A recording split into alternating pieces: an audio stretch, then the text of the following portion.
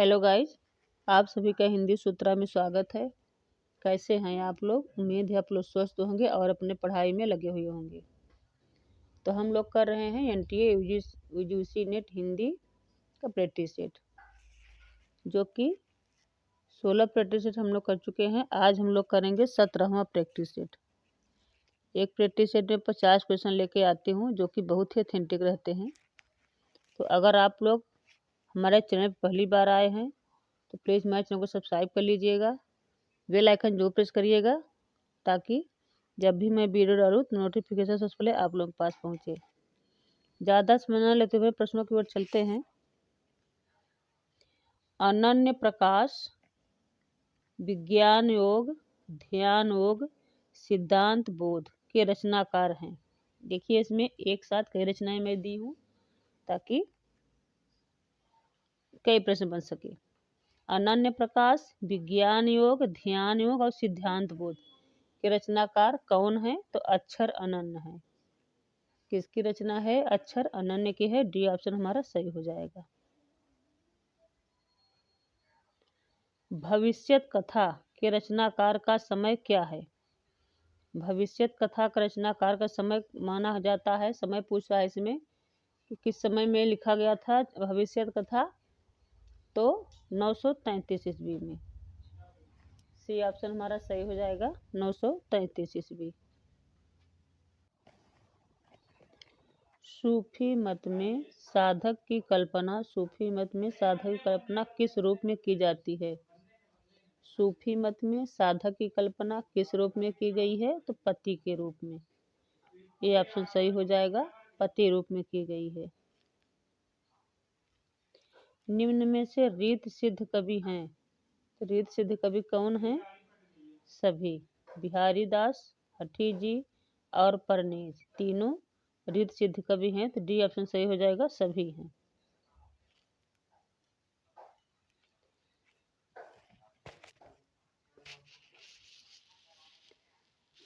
संचारी भावों की संख्या कितनी मानी गई है? तो 33। संचारी भाव 33 होते हैं। सी ऑप्शन हमारा सही हो जाएगा। अनुमितिवाद के प्रवर्तक हैं। कौन है? शंकुक। अनुमितिवाद के प्रवर्तक शंकुक हैं। ए ऑप्शन हमारा सही हो जाएगा। रस की संख्या 8 किसने माना है? रस की संख्या 8 किसने माना है? तो भरत मुनि ने माना है। बी ऑप्शन हमारा सही हो जाएगा। भरत मुनि ने रस की संख्या 8 माना है। निम्न में सुमेलित नहीं है। कौन सुमेलित नहीं है? हमें देखना है। धन्यालोक लोचन अभिनव गुप्त ने लिखा है, सही है। रस सिद्धांत डॉक्टर नगेंद्र ने लिखा है, भी सही है। काव्य प्रकाश मम्मट ने लिखा है, सही है। नाट्यशास्त्र शंकुक होगा, तो नाट्यशास्त्र शंकुक लिखा है, ये गलत है। कौन लिखा है? ये भरत मुनि ने लिखा है। ठीक, नाट्यशास्त्र कौन लिखा है? भरत मुनि ने लिखा है। तो डी ऑप्शन हमारा सही हो जाएगा।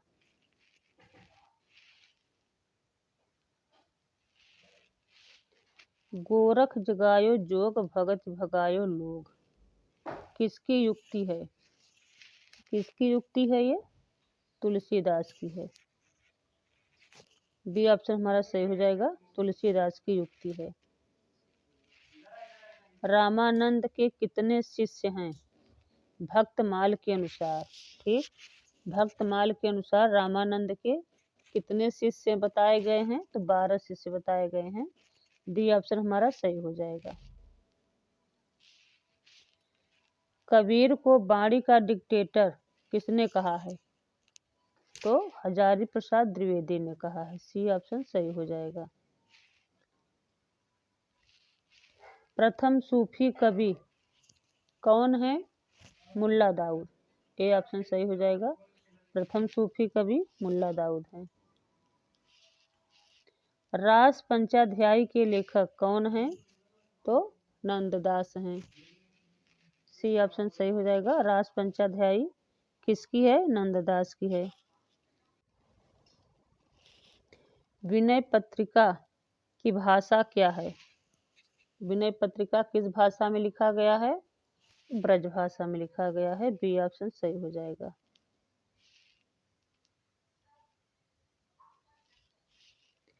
विनय पत्रिका की रचना कहाँ हुई? तो काशी में हुई। ए ऑप्शन सही हो जाएगा, काशी में हुई थी। जानकी मंगल किसकी पुस्तक है? जानकी मंगल तुलसी की पुस्तक है। सी ऑप्शन सही हो जाएगा, तुलसीदास की पुस्तक है। भाव विलास के रचनाकार कौन है? भाव विलास किसकी रचना है? देव की है। सी ऑप्शन सही हो जाएगा, देव की रचना है भाव विलास। निराला की मृत्यु कब हुई? तो निराला की मृत्यु 1961 ईस्वी में हुई। ए ऑप्शन हमारा सही हो जाएगा, 1961 ईस्वी। उर्वशी चंपू काव्य के रचयिता कौन है? किसकी रचना है उर्वशी? तो जयशंकर प्रसाद का है। कैसा काव्य है? चंपू काव्य है। ए ऑप्शन हमारा सही हो जाएगा। चिंतामणि भाग 3 के संपादक हैं कौन है? नामवर सिंह। तो सी ऑप्शन हमारा सही हो जाएगा, नामवर सिंह की है।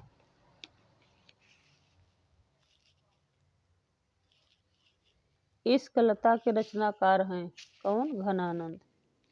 ए ऑप्शन हमारा सही हो जाएगा, घनानंद की रचना है इश्क लता। गंगा लहरी किसकी पुस्तक है? तो गंगा लहरी पद्माकर की है। ए ऑप्शन सही हो जाएगा, पद्माकर की रचना है गंगा लहरी। शिव शंभू के चिट्ठे के लेखक हैं कौन है? बाल मुकुंद गुप्त। ए ऑप्शन सही हो जाएगा, शिव शंभू के चिट्ठे बाल मुकुंद गुप्त हैं।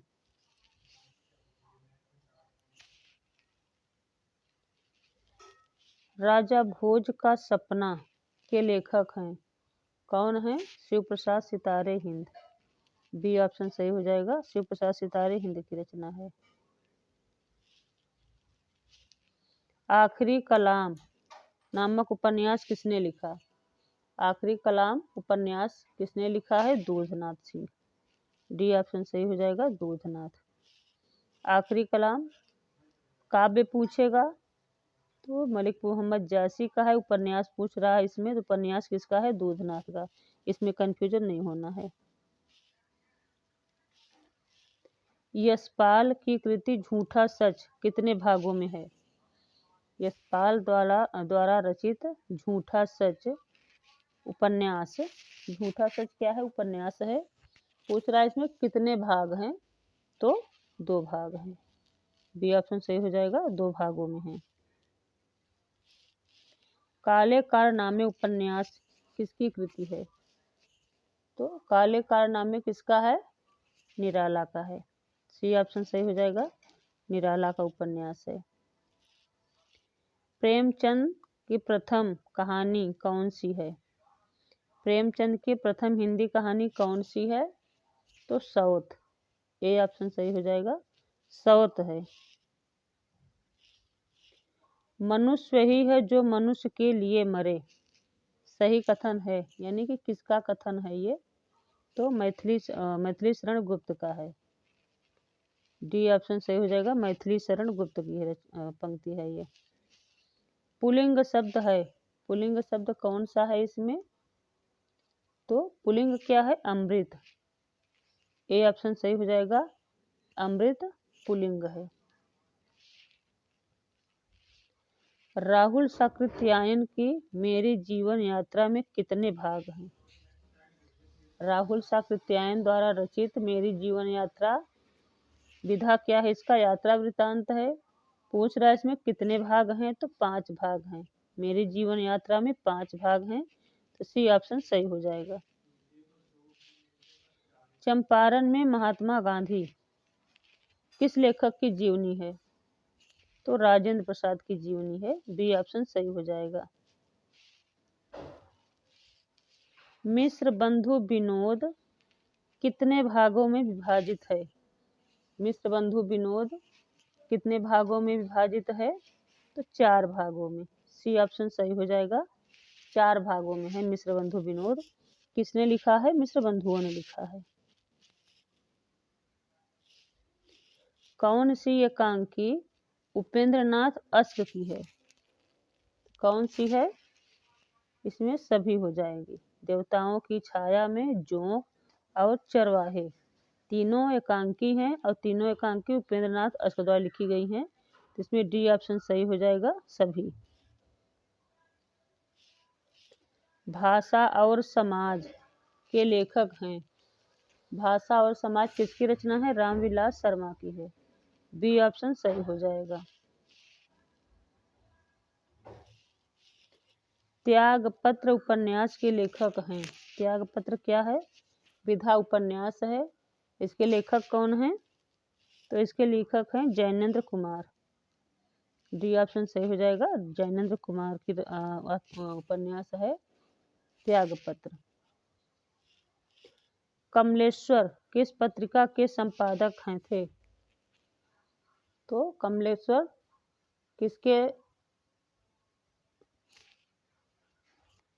किस पत्रिका के संपादक थे? तो कमलेश्वर सारिका पत्रिका के संपादक थे।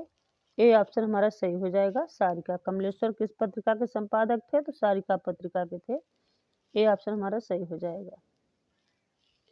भिक्षु के पत्र आनंद कौशलायन कितने भाग में है?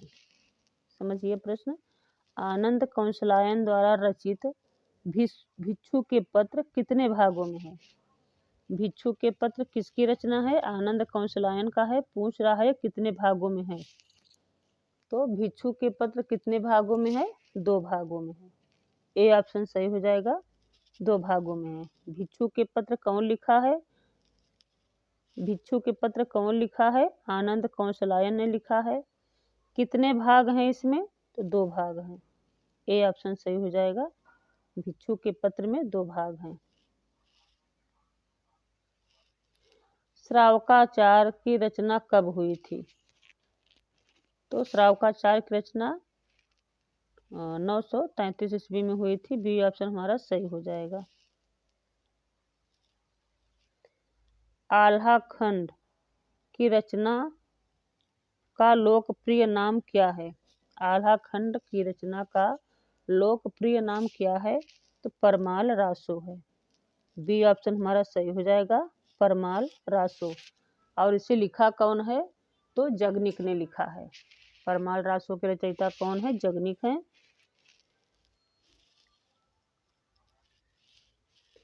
निराला के उपन्यासों का सही प्रकाशन के दृश्य से सही अनुक्रम क्या होगा? निराला के उपन्यासों का प्रकाशन के दृश्य से सही अनुक्रम क्या होगा? इसमें ऑप्शन देखते हैं पहले कौन सा सही हो रहा है। इसमें देखिए पहले हो जाएगा अप्सरा, अलका, निरूपमा, प्रभावती। तो ए ऑप्शन हमारा सही हो जाएगा, अप्सरा, अलका, निरूपमा, प्रभावती। ये इज राइट हो जाएगा।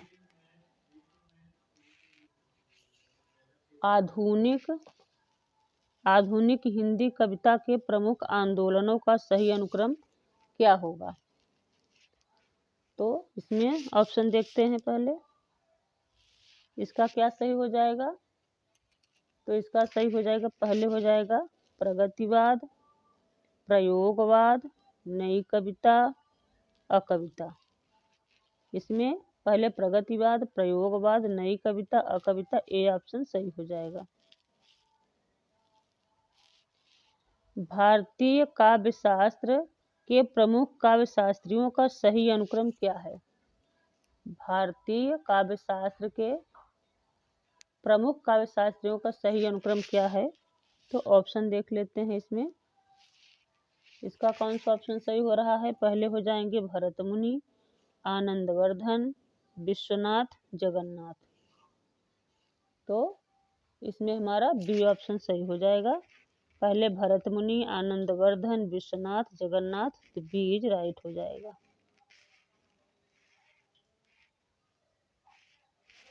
प्रकाशन वर्ष के आधार पर निम्नलिखित उपन्यासों का सही अनुक्रम क्या है? इसमें देखते हैं सही उपन्यास कौन सा है सही क्रम की दृष्टि से। सही कौन सी हो जाएगी, देखते हैं। रुकोगी नहीं राधिका, आपका बंटी चाक आवा। सी ऑप्शन सही हो जाएगा। रुकोगी नहीं राधिका, आपका बंटी चाक, चाक और आवा। तो सी इज राइट हो जाएगा। प्रेमाख्यान काव्य परंपरा के प्रमुख रचनाओं का सही क्रम क्या होगा। प्रेमाख्यान काव्य परंपरा की प्रमुख रचनाओं का सही क्रम क्या हो जाएगा। इसमें ऑप्शन देखते हैं पहले। तो इसमें हमारा हो जाएगा, इसमें सही होगा पहले चंदायन, मृगावती, पद्मावत, मधुमालती। पहले चंदायन हो जाएगा, फिर मृगावती, पद्मावत, मधुमालती। तो ए इज राइट हो जाएगा।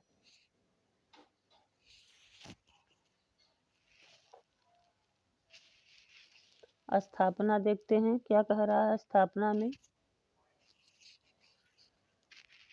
शासन की पहुंच प्रवृत्ति और निवृत्ति की बाहरी व्यवस्था तक ही होती है। क्या कह रहा है, शासन की पहुंच प्रवृत्ति और निवृत्ति की बाहरी व्यवस्था तक ही होती है। तो इसमें हमारा ए सही है, बिल्कुल सही हो जाएगा। तर्क देखते हैं क्या कह रहा है कि भीतरी या सच्ची प्रवृत्ति निवृत्ति को जागृत करने वाली शक्ति शासन में नहीं होती। भीतरी या सच्ची प्रवृत्ति निवृत्ति को जागृत करने वाली शक्ति शासन में नहीं होती। तो आर भी सही हो जाएगा। यानी कि इसमें हमारा ऑप्शन ए और आर दोनों सही हो जाएंगे। ऑप्शन देख लेते हैं एक बार कौन सही हो रहा है। तो इसमें हमारा सही हो जाएगा, ए सही है और आर सही है। तो पहला ऑप्शन हमारा सही हो जाएगा, ए।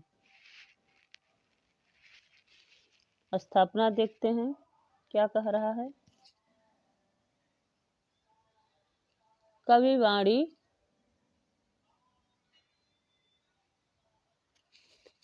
कविवाणी के प्रसार से हम संसार के सुख दुख, आनंद क्लेश आदि का शुद्ध स्वार्थ मुक्त रूप से अनुभव करते हैं। तो इसमें क्या कर रहा है स्थापना में, कविवाणी के प्रसार में हम संसार के सुख दुख, आनंद क्लेश आदि का शुद्ध स्वार्थ मुक्त रूप से अनुभव करते हैं। तो ए इज राइट हो जाएगा। तर्क क्या कह रहा है, इस प्रकार के अनुभव के अभ्यास से हृदय का बंधन नहीं खुलता है। इस प्रकार के अनुभव के अभ्यास से हृदय का बंधन नहीं खुलता है। तो आर गलत हो जाएगा। यानी कि ए सही है और आर गलत है। तो ऑप्शन देख लेते हैं इसमें कौन सा सही हो रहा है। तो इसका ऑप्शन हमारा कौन सही हो जाएगा, इसमें बी। ए सही है और आर गलत है। तो बी इज राइट हो जाएगा। स्थापना देख लेते हैं इसमें क्या कह रहा है। तो इसमें भक्ति में लेन देन का भाव नहीं रहता। भक्ति में लेन देन का भाव नहीं रहता है। तो ए इज राइट हो जाएगा, मतलब ए सही है हमारा। तर्क क्या कह रहा है कि समर्पण भक्ति का मूल है। समर्पण ही भक्ति का मूल है। तो आर भी सही हो जाएगा। ए और आर दोनों सही हैं। तो ऑप्शन देख लेते हैं कौन सा सही हो रहा है इसमें। तो ए और आर दोनों सही है। तो डी हमारा सही हो जाएगा। ए और आर दोनों सही है, डी ऑप्शन सही हो जाएगा। इसमें स्थापना देखते हैं कौन सा हो रहा है हमारा स्थापना क्या कह रहा है। प्रिय के वियोग से जो दुख होता है उससे कभी कभी दया। स्थापना क्या कह रहा है, प्रिय के वियोग से जो दुख होता है उसमें कभी कभी दया या करुणा का भी कुछ अंश मिला रहता है। तो ए हमारा सही है, ए सही हो जाएगा। तर्क क्या कह रहा है? तर्क कह रहा है कि प्रिय के वियोग में उत्पन्न करुणा का विषय प्रिय के सुख का निश्चय है। प्रिय के वियोग पर उत्पन्न करुणा का विषय प्रिय के सुख का निश्चय है, तो आर गलत है। ठीक, इसमें हमारा ए सही है और आर गलत है। तो ऑप्शन देखते हैं कौन सा सही हो रहा है। तो इसमें हमारा सही हो जाएगा ए सही है और आर गलत है। पहला ऑप्शन हमारा ए सही हो जाएगा। लास्ट प्रश्न देखते हैं। स्थापना में क्या कह रहा है कि दुष्कर्म के अनेक अप्रिय फलों में से एक अपमान है। दुष्कर्म के अनेक अप्रिय फलों में से एक क्या है? अपमान है। तो ये हमारा सही हो जाएगा। तर्क क्या कह रहा है? तर्क कह रहा है कि दुष्कर्म से उत्पन्न अपमान के प्रति स्वयं को चरित्रवान सिद्ध करना सदाचरण है। दुष्कर्म से उत्पन्न अपमान के प्रति स्वयं को चरित्रवान सिद्ध करना सदाचरण है, तो आर गलत है। इसमें हमारा ए सही और आर गलत है। ऑप्शन देखते हैं कौन सा सही हो रहा है। तो इसमें हमारा ऑप्शन सही हो जाएगा, ए सही है और आर गलत, बी सही हो जाएगा। ए सही है, आर गलत है, तो बी इज राइट हो जाएगा। अगर आप लोगों को मेरा वीडियो थोड़ा सा भी पसंद आया हो तो प्लीज़ मेरे चैनल को सब्सक्राइब कर लीजिएगा, बेल आइकन जरूर प्रेस करिएगा, ताकि जब भी मैं अगला वीडियो डालूँ नोटिफिकेशन सबसे पहले आप लोगों के पास पहुँचे। और मेरे वीडियो को ज़्यादा से ज़्यादा शेयर करिएगा, लाइक करिएगा, कमेंट में ज़रूर बताइएगा कि आप लोग मेरे वीडियो से कितने हेल्पफुल हो रहे हैं, मेरा वीडियो आप लोगों के लिए कितना हेल्पफुल हो रहा है। तो मिलते हैं अगले वीडियो में। Thanks for watching.